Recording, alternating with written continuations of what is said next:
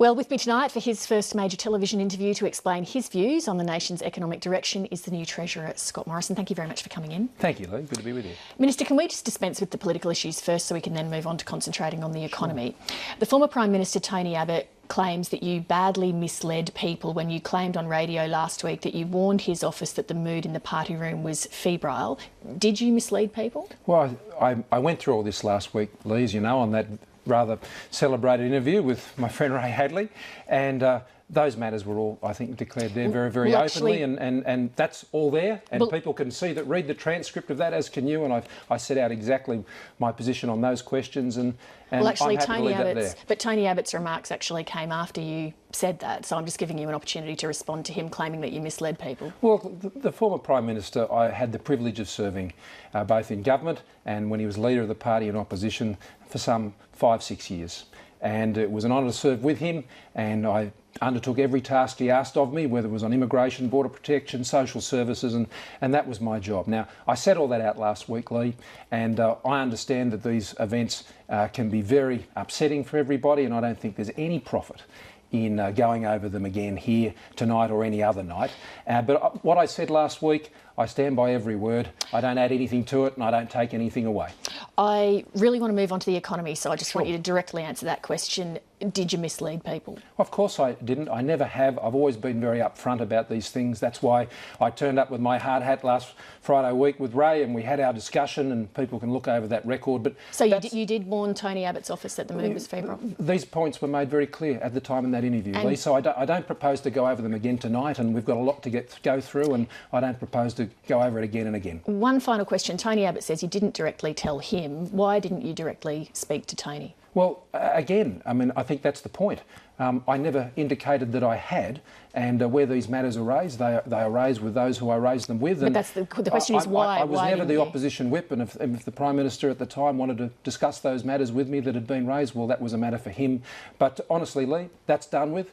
My focus now is the nation's economy and the strength of that economy, and my role in ensuring that's going forward.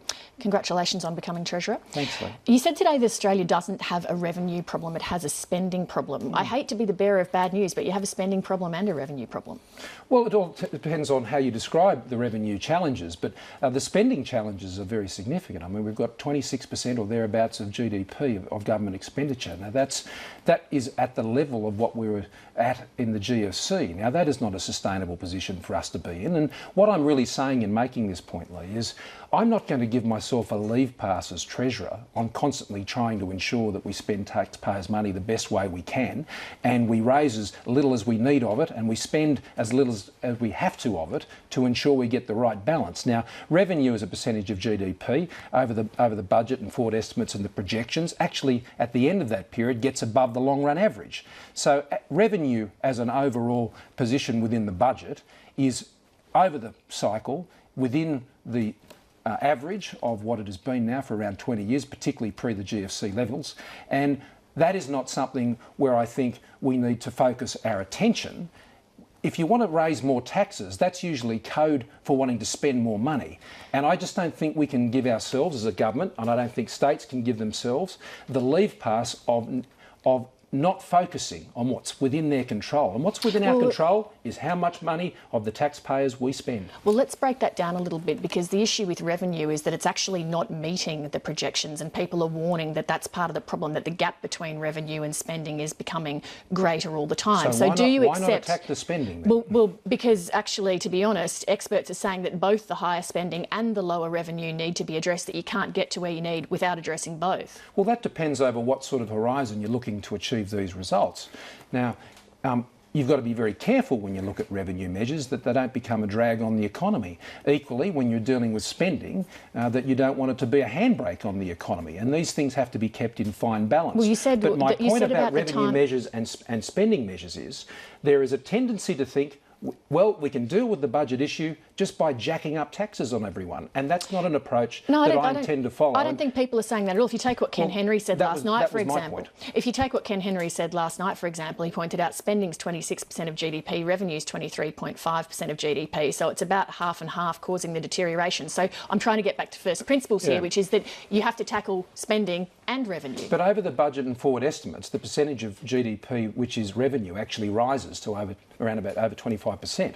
And that is getting completely in line with what the long-run average is. If you trust the projections. Well, this is largely dealt with potentially by what we're estimating around inflation, and that has a big impact on what the revenue projections are. But really, if what you're suggesting to me that is the way that we drive this economy in the future is to jack up taxes. Well, I'm not in that camp. That at all. That's not something that I'm prepared to embrace, and it's not something that I'm going to allow to guide our decision making, because as Treasurer, I have to focus on the things that I can control. All right. And what I can have an influence over is how much the government spends of taxpayers' money. Let's stick with the spending side of it then. You said in your press conference today that spending as a percentage of GDP is over 26%. When I interviewed Joe Hockey on budget night, he said it was 25.9%. That is, in fact, the budget figure. So clearly you've had a briefing as incoming Treasurer that spending has increased as a percentage of GDP even since the budget. Well, these are the difficult challenges we face in managing the budget. So spending's been going in the wrong direction since the budget? Well, it's basically in line with what that projection was, but what I'm saying is that at around 26%, this is at GFC levels, and that is not where our spending should be. Now, there are a number of things driving... Sorry, if I can just pick you up there. You've been in power for 2 years, despite the change of leadership. Spending now is increasing. You were elected promising to get the budget under control, and what we're learning is that it's continuing to go in the wrong direction. So imagine what it would be, Lee, if we hadn't actually got the $50 billion worth of savings measures through the budgetary process over the last 2 years. If we'd just gone on the merry way of the previous government, there would have been $50 billion in savings that would never have been achieved. Now, we still have a number of unlegislated measures which are before the Parliament, and I will continue to pursue those with the Prime Minister and the relevant ministers to ensure we can keep the pressure, downward pressure on spending. So but when you've got the driving forces of an ageing population, and I know quite well the impact of those on social services payments, as we've talked about before, 8 out of 10 income taxpayers required to go to work every day to pay for the $154 billion social services bill, which is growing at a real rate of over 3%. Now, there are a lot of pressures in the budgetary system and within the demography of our country which are putting pressure, upward pressure on those payments. Which means you're going to have to cut spending even more harshly in order to prepare for the future. Well, it means we need to do the sorts of things which we already have done. For example, within the welfare setting, looking at the eligibility issues. Now, we got support for major changes for the pension through the last budget, and that was as a result of re-looking again and re-engineering the sort of measure that we believed could have public support. So I drew together ACOS, I drew together the Council of the Ageing, I drew together a cross-section of the community, and we're able to come up with a sensible reform measure that delivered real savings. But what you're saying basically, Treasurer, to Australians is, make no mistake about it, we are going to be cutting government spending and government services that you are used to. No, I think that's a fairly extreme way to put it, Lee, and I think it's a bit sensational, actually. Well, it's just pragmatic, actually. Well, no, it's not, Lee. What it is we're going to keep the downward pressure on spending growth. That's what it's about. And in the first two budgets, we were able to get the growth in expenditure well down into just over 1%. Now, that was down from over 3%. Now, you've got to keep the pressure on. And the reason I'm saying we have to make sure we keep a close eye on spending is because if you don't, then what happens is exactly what happened under the previous government. It's very easy to get yourself into the place that the previous government got us into, yours too, because we don't focus on keeping spending under control. Now, that is going to be our continued focus, and it certainly is going to be mine. But there are so many pressures driving these costs up, Lee, and we need to keep the pressure on them down. And the one way to let it get out of hand is go, it's okay, we can just raise taxes, and then we can spend and spend and spend. But we're not going to do that. Nobody's saying that. Well, lots of people are saying that, Lee, actually. Actually, all the experts I'm quoting to you tonight are saying you need to address both. Now, economic growth has been below trend. The economy, in fact, would have shrunk last quarter if not for government spending. Are you prepared to put the nation into recession in order to get government spending under control to the level where you want it? You've always got to keep a healthy balance and a good longer-term vision out on how you're going to keep spending and revenue in a healthy mix. Now, whether it's budget strength, whether it's the tax system, whether it's our welfare system, All of these things have to work together to improve the efficiency and strength of the Australian economy. And it means that getting to a position of surplus, we'll get to a position of surplus as soon as we can, but we're not going to do it by being reckless in the area of spending. And so we need to make sure spending is targeted. It's not just the level of spending, Lee, it's the composition of spending. Same with tax. It's not just how much tax you raise, it's how you tax and how you raise that revenue, because how you do that impacts on how much people are going to decide to work, how much people are going to decide to save for their future, and how much they're going to be able to invest in new opportunities and new ideas and new enterprises. All right, let's come to tax in that case. Prime Minister Turnbull's made it clear that tax reform is on your agenda. You are looking at it. Last night, Ken Henry said that he would advise the government to defer a tax package until after the election because that there's not enough time to craft it and then persuade the public of the merits of it, that was the lesson that came out of the Howard Costello years when they introduced the GST. Is that advice that you would heed? What's important with the tax system is that we get it right. And we'll get it right as soon as we're able to get it right. And what getting it right means is this. So is there urgency on it or not? Well, hang on, Lee. You only asked the question about no, but I'd like you to focus. 10 seconds ago. We'll run out of time, so I'd like you to focus. That's something for you to manage. But what I'm focused on is making sure people have the opportunity to understand why changing the tax system will help them. And I'm trying to get to the heart of, do you see that as an urgent priority, or do you see it as something that can go out beyond the next election? Well, unless you can take the Australian people with you, Lee, you won't achieve the objective. And what I'm focused on is taking the Australian people with me. And right now, the understanding of what a changed tax system can do to help people be in a position where they've been able to work more, where they're saving more and investing more, that is the goal. That is actually the standard by which you measure all of these things. Now, anyone can come up with a big, long document which becomes a doorstop at the end of the day. We've had heaps of those, and Ken wrote one of them. What we need is a package which will be able to get support of the Australian people, and for that to happen, they need to understand what the benefit for them is. Now, that's where I think we need to do a lot more work, and that's where my attention will be focused sharply in the months ahead. You've said today that clearly there is not enough reward for effort, and that's why some people find it beneficial to stay on welfare benefits rather than work. What then do you consider to be the driver of rising unemployment, generous welfare or a weak economy?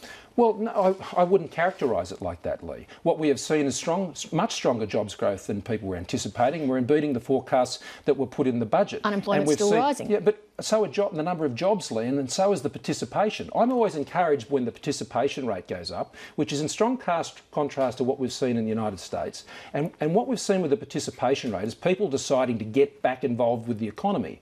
Now, that means more people are going to find jobs in that, but at the same time, you're going to see more people out there looking for jobs. Now, that's why the Prime Minister's right to say this is exciting. We're getting people wanting to re-engage with the economy because they can see what's out there. You've suggested, though, with your remarks today, though, that welfare benefits are a disincentive for people working. Well, they can be, Lee. They can be, and I think it would be quite fanciful for you to suggest otherwise, because it can be. Because I know that to be the case because I've worked in that area. What we need is a tax system that actually makes it and rewards someone when they say, I'm going to decide to take that step, to get that training done, to give myself a go at that job, to be actually putting yourself out there. And the same is true for the businesses that need to put themselves out there in the global economy. And what we're saying as a government is that we are going to back people's ability to get through this transition economy. We think they've got it in them. That's why we believe in the China Free Trade Agreement. Bill Shorten wants to hide people, put them in the bed, pull the doona over their head. That's not an economic plan. Let me ask you a question before we run out of time that I asked Tony Abbott in his final interview as Prime Minister. When Labor left office, unemployment was 5.8%. It's now 6.3%. Growth was 2.5%. It's now 2%. The Australian dollar was 92 cents. It's now 70 cents US. The budget deficit was $30 billion when you took office. It's now $48 billion. What do you say to the Australian people who elected you to solve, in the words of the government, a budget emergency and a crisis, and you've been elected, and in fact Australia's economic position has worsened? Well, I don't agree it has, Lee, but when you look at the rate of jobs growth... I just cited all the numbers. Well, Lee, that's your take on what all that means. No, it's not. It's just a recitation of the facts. Let me answer the question, OK? What I'm saying is that going forward, we've got enormous opportunities. And we've got opportunities because of the changes we've been making over the last 2 years. Whether it's on free trade agreements, what we've been able to do and getting expenditure under control, there are already still pressures there. And if we weren't able to do that, Lee, we wouldn't be looking at the opportunities we are now. Now, you know, you can take that view, Lee, and you can look at 2 points in time, but I think what Australian people are doing are looking to the future. And what Malcolm Turnbull and I and the whole team are saying is, looking out at that future, we're saying we want to embrace it, we want to back you to succeed in it, and we're going to support you in that effort. Bill Shorten's plan is for them to jump in the bed and pull the doona over their head and try and find someone to blame. Well, we're going to give them someone to believe in, and that's our team and our economic plan. Scott Morrison, I'll look forward to many more interviews with you as Treasurer. Thank you very much. Thanks, Lee. Good to be with you.